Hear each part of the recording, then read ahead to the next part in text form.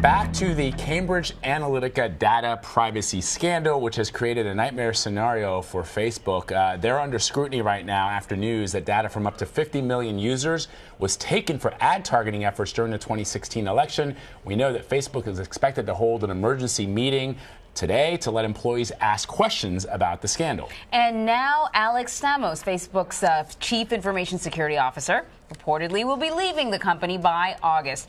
He urged for more disclosure over Russian activity on the site. The data privacy scandal was revealed by Christopher Wiley. He worked with Cambridge Analytica, a consulting firm once employed by the campaigns of Donald Trump and Ted Cruz to access information from millions of Facebook users. Here's who Wiley blames for this scandal. I take a share of responsibility in this because I was the research director and, I worked on this program. So I'm going to start by saying I'm taking responsibility. I'm owning up. This is why I'm talking to you. In terms of who else needs to take responsibility? Cambridge Analytica, absolutely. It funded the program. It approved the program. As an entity, this is what ultimately became the foundation of what Cambridge Analytica is. So, of course, Cambridge Analytica needs to take responsibility for this. Facebook, I last week offered to help Facebook and work with Facebook, and their lawyers confirmed that they wanted to work in a collaborative manner. When all of this came out, I then got banned. They decided that actually the whistleblower is the person that they want to apparently go after, and they, deleted my existence off of Facebook and Instagram. Because apparently, me going on Instagram and looking at curated pictures of avocado toast is somehow a threat to their user community. They shut you down. They shut me down, and this was after I had spoken and my lawyers had spoken with them, and we agreed that we were going to collaborate on this issue, in a cooperative manner. I am not out to attack Facebook. I think Facebook still brings a lot of value, not just to social networks, but also to the democratic process as a platform that we can engage and talk about stuff. There's obviously, a lot of issues that need to be discussed and thought through in terms of, its role in, the information battle space that we see, emerging now in modern politics. Dan Patterson is a senior writer at Tech Republic and is here to break this all down. Welcome. Great to be with you. So why didn't Facebook seek any help from Wiley? Clearly he has a lot of information to give. He is understanding of the inner workings of Cambridge Analytica. Why not go to him? Well, we'd have to ask Facebook why they didn't take action. But what we do know is that the information about millions, hundreds of millions of Facebook users, not just the 50 million that were disclosed in this report, is exposed on a regular basis to advertisers and marketers through their API, the application programming interface. So listen, we, many people have signed up for Facebook, and we just sort of click through so we can get on. I don't think we really understand what we're agreeing to. When you sign up for Facebook, what are you agreeing to? That is the precise, that is the problem that we're experiencing here. Often, it's by design that we don't know what we're agreeing to. Facebook and companies like them are not necessarily malicious, but they want to make money. And so often the terms and conditions that we all sign and agree to are full of vague and kind of obscure language. So we just click, and the companies know that we will just click through. What happened here is part of, again, the Facebook API. When you click through on a survey, it doesn't really matter what you're answering in that survey. It is that you are agreeing to allow access to your social graph and the social graph of your friends, which is more than anyone really expects when you click agree. I think people sometimes fail to realize that when Facebook makes billions of dollars in revenue, it's not because you're sharing pictures of your cat on Facebook. It's because we, in fact, are the product and the customers are those advertisers. And once we realize that, and once we realize that the work that Cambridge Analytica did was fair and legal under Facebook's term of definitions, right? I mean, definition of terms of how they allow you to use the platform. They didn't do anything illegal. Right. Yeah, whether they did or did not do anything illegal, I'm not a lawyer, so I don't know, but you're exactly right. It's not just a story about Cambridge Analytica, and it's not really a story about Facebook. What it is a story about is the end of our innocence. Look, if data is the new oil, then Facebook is Saudi Arabia. And we have kind of blindly assumed, naively assumed, that we could give these companies a tremendous amount of data. And what we're seeing now is what you just said. Well, I don't know what I'm clicking through, but I'm having a good time clicking. Suddenly we realize, oh, I am the product. I actually am the product. So you talk about being naive, and I think that's why people are so up in arms with Facebook, and Zuckerberg in particular, because we can't figure out, was he just being naive with this argument that, hey, I've just presented a platform for you to use to connect to other people, or was he willfully ignoring the abuses that that platform gave rise to? Well, I think, again, we'd have to ask Mr. Zuckerberg about what he thinks, but I think that it's pretty easy to word language in very clear English. Your data will be sold to advertisers, and the data of your friends will be sold to advertisers. But I think most people we've accepted that. At this point, we know that you're going to figure out a way to sell us a new pair of jeans. It's this other level where the information was sold to a third party who then sold it again, and it was used in a way that no one agreed to. And Kylie says that that Facebook saw this enormous amount of data that was being collected, and the folks behind Cambridge Analytica, including this Dr. K or this Professor K, were like, oh, it's for academic purposes, and Facebook was like, okay, no problem.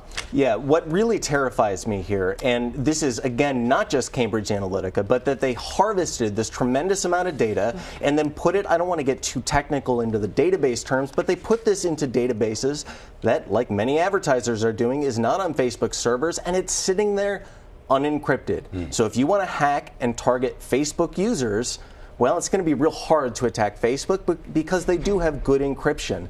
But if you want to get that data, all you have to do now, every hacker in the world knows, hey, I know where to sniff. I'll sniff Cambridge Analytica. And if Cambridge is compromised, I'll find some other database because every marketer has similar types of databases. What do you make of the way that Facebook is treating Christopher Wiley? I mean, I think I heard that his Facebook and Instagram pages were shut down. Right? Shut down. And they are not sort of treating him like someone who is helpful, who has identified a weakness in their platform. They're shunning him. What's been so shocking about Facebook's response to this is their poor communications. I think that almost all of us in the media would expect that they would come out and say, this is what happened, this is how it happened, and this is what we're doing to correct the situation. This type of behavior is strange for an organization that is worth multiple billions of dollars, and the public has invested that money. This isn't just a private company that can do what it wants. This is a public company, and their lack of candor and their lack of transparency fits a pattern of behavior that has been going on for almost 10 years with Facebook. And let's also play a little bit of Christopher Wiley talking about something that's sort of interesting. It seems that there might be a Russia connection that even he was surprised about. Let's play a little bit of that. They call it non-kinetic weaponry. Like, weapons don't have to blow stuff up, right? If you delete every banking record of a major bank, you've caused economic chaos without blowing anything up. You've just deleted data, right? So, and that's a weapon, right? That's I'm attacking you. It's just in cyberspace, right? So, in terms of how does Cambridge Analytica weaponize information? I mean, this is.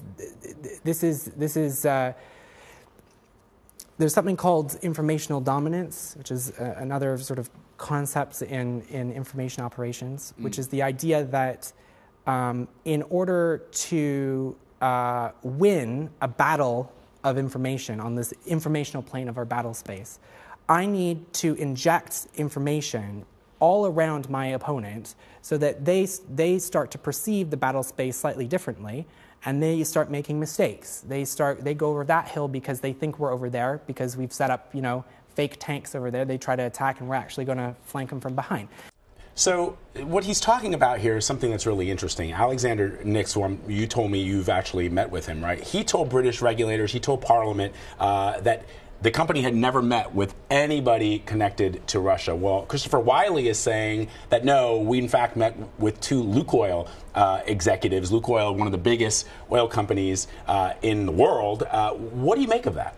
Well, Mr. Nix was, during the election, was pretty happy to run victory laps and say, our data profiling, our modeling is what won the election for Mr. Trump, and we learned how to do this from overseas connections. So I don't know that he was referring to Russia, but I do know that Mr. Wiley used the correct word there, and that is kinetic. So if we look at what's happening in a traditional war, the south of Ukraine, kinetic war. This is bombs and guns. But what's happening now is called cognitive hacking. In the security community, we use that term to describe exactly like what Mr. Wiley said, which is information injection with a design to sow chaos. Again, it's very simple, but it is divide and conquer. And you can inject ideas into the public using these social networks and other tactics in order to perform kinetic actions. Except, you know, when we hear the word hacking, we imagine something illegal or that someone is breaking down some sort of security barriers, but that was not the case with Facebook at all. There was an open door. Correct. Right? So then the question is, how do we protect ourselves from this? I feel like we're sitting ducks. We want to participate in this social network, and we want to connect with other people via the internet, but then we become very vulnerable. Yes, that's correct. So there is tremendous benefit to putting information into the cloud as long as you follow some best practices. And that is 1, don't put anything on the internet that you don't want exposed to the public, to your friends or family. Just don't put it on the internet. 2, use a password manager. Some of the best hacks come from what's called social engineering, which is just tricking you to give up your credentials, your username and password. I don't know any of my passwords, so it would be hard for me to give that up through a trick. So use a password manager like 1Password or LastPass. And number 3, it goes back to number 1, but just be careful when you use the cloud. All of these companies are based on algorithms, and we don't know the intellectual property that makes these algorithms run. So assume that you are the product and that your data is always being sold. Because one of the way that they were able to gather this information is they threw an app out there that asked you to take a survey. And some people would just be like, oh yeah, I'll take a survey to find out what personality type I am. You used to get a lot of those from my mom even, who would send me, you know, figure out what type of personality you are. Your mom. Let me tell you, I got to meet that woman. Yeah. Well, because she was curious herself. What this does is play on our egos, right? We want to think, hey, I'm very smart, I'm very attractive, I'm very awesome. I tell you, these companies. I'm all those things. Yeah, me too. But these companies don't care. I can make an app, you can make an app. It's very easy using app maker platforms. They don't care about how you answered the survey. They care if you clicked that button that says give permission to. So be very careful when you click give permission to, because again, your data is the product, not the answers you provide to a silly survey. I feel like I've already let many cats out of the bag at this point. It's almost too late. Dan Patterson, you are from our partners at Tech Republic. Thank you so much. Thank you. Great to be with you.